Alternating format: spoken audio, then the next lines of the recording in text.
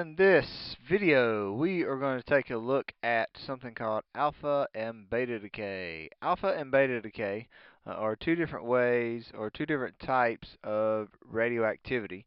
And radioactivity is basically an atom's way of becoming stable, meaning that it basically flings off excess parts that make it more stable. That's typically why you see radioactivity in very large and heavy atoms because they're inherently unstable because they're so big. So they're basically losing bits of their mass or decaying, like I said, losing parts of their mass in order to become more stable. So if we take a first look at alpha decay is basically a nucleus of a helium atom. So a helium atom, helium has a mass number of 4, so it's got 2 protons and it's got 2 neutrons. So if we were to draw the Bohr model of a helium atom, we've got 1 electron shell, and remember that 2 electrons can fit on this first electron shell. So this would be a Bohr diagram of a helium atom. So helium atom. Now imagine, if you will, if this electron, so let's choose a different color, imagine this electron was basically kicked out and this electron was kicked out, where the only thing that I was left with was the 2 plus and the 2 n. I'm left with a nucleus. Well, the way an alpha particle is written, the nomenclature or the symbol is written like this: 4, 2 with an H, E. So the number on top, this is the mass number. So the mass number is written on top. And on the bottom, this is basically the charge or the atomic number. So you can say the charge or the atomic number. So if you remember, this is exactly flip-flop from the way it is on most periodic tables. On most periodic tables, the atomic number is the one on top, and the mass number is the one on bottom. But in this particular symbol, they're flip-flop. The mass number is on top, and the charge or the atomic number is on the bottom. So this, the 42He, this here is what we're going to use as that's going to mean alpha decay. So alpha decay is the weakest of the three. We're not really going to talk about gamma decay in this video. We're just going to focus on alpha and beta. But of those three, alpha, beta, and gamma, alpha is the weakest, and it can actually be stopped by a sheet of notebook paper. So a sheet of notebook paper is sufficient. Notebook paper is sufficient to stop an alpha particle. So a sheet of notebook paper can stop an alpha particle. So that doesn't mean that alpha particles then aren't dangerous. It just means that usually if you get harmed by alpha particles, it means that maybe you have ingested them, you've eaten them, they're inside your body. So like I said, just because it is the weakest of the three doesn't mean that it's safe, and let's all go out and play with alpha particles. But anyhow, so that is what we're going to use for alpha particle, 42He. So beta decay looks like this. So beta decay, the nomenclature we're going to use for that is a 0, -1, E. So once again, the mass is the number on top, so we'll put this, so the mass is up here, and the charge is what we're going to put on the bottom. So if you recall, just from studying subatomic particles, an electron, these little orange things here, they're very, very, very, very, very, really small. I forget the actual mass of an electron, but technically, or absolutely, it's not 0, but it's so very close to 0 that for our purposes, we just put a 0 for the mass.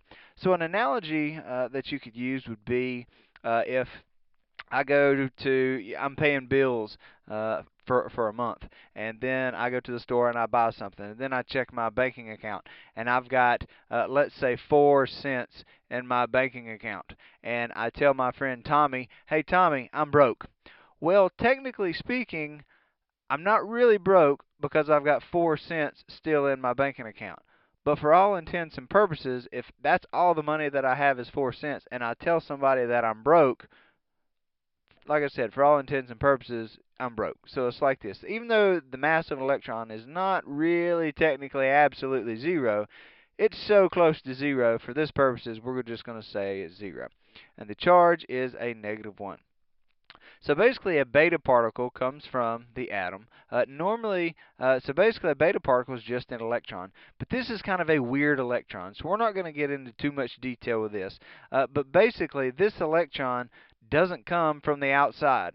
This electron, this beta particle, actually comes from the inside of the nucleus. Now, like I said, we're not going to go into too much detail, but basically, the subatomic particles, protons, neutrons, and electrons, they all kind of turn into other things, each other. Now, this kind of gets into some more quantum stuff and subatomic particles, which is beyond the scope of the class and definitely this video. But anyhow, we're just going to use 0, -1e for our beta decay. And this will make a lot more sense once we get into some problems.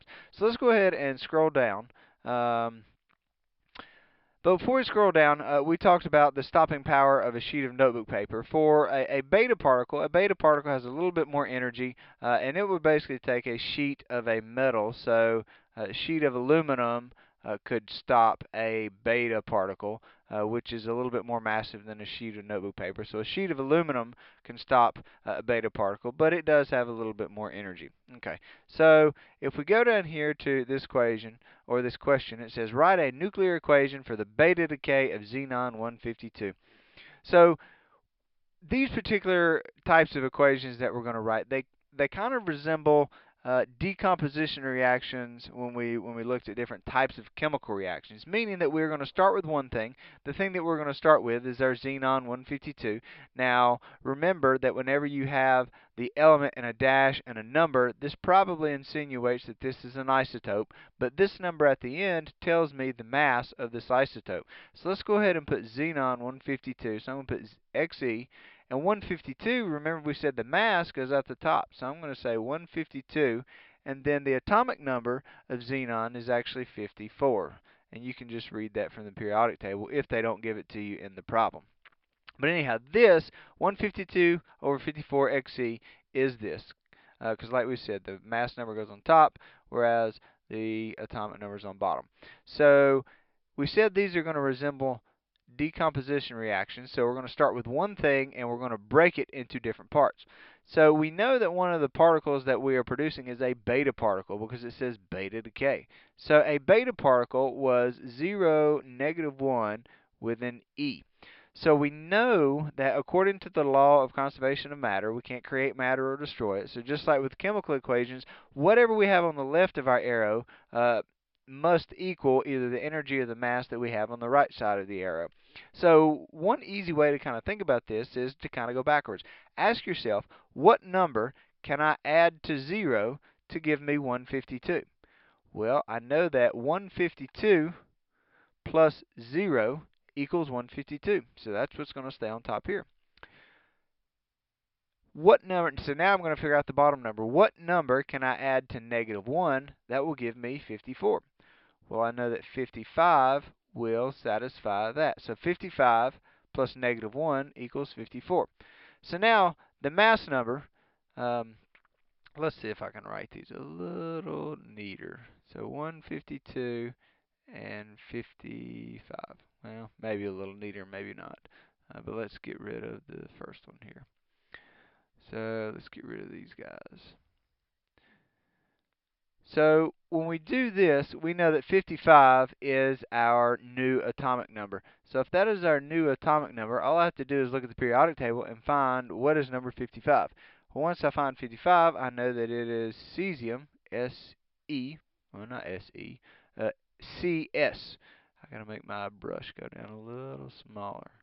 So it is CS. So CS stands for cesium, and this is my answer. So 152 over 55 cesium, this is going to be my product, and this is the entire equation for my nuclear decay, or beta decay, if you will, of xenon 152. So now let's scroll down and let's do a different example. This time we are going to do alpha decay. So it says in the problem, so let's choose a different color. Let's go with green this time. So we're looking at the alpha decay of uranium-238. So once again, it's going to be a type of reaction that looks like a decomposition reaction. So let's start out with what they give me. They start out with uranium. 238 is the mass. So I'm going to put 238 on top. and the atomic number of uranium is 92. So like I said, if they normally they'll give it to you in the problem, but if they don't, you can just look on the periodic table to find what the atomic number of uranium is. So we know that we're going to undergo alpha decay. So alpha decay is, if you recall, alpha decay was a 4,2 He. So this was an alpha particle. So we know we have to obey the law of conservation of matter and energy. So now ask yourself, what can I add to 4 will give me 238? So what plus 4 gives me 238? Well, that answer is 234. So 234 plus 4 gives me 238. Well, now the same thing. What can I add to 2 to give me 92? Well, if I put 90 in here, 90 plus 2 gives me 92.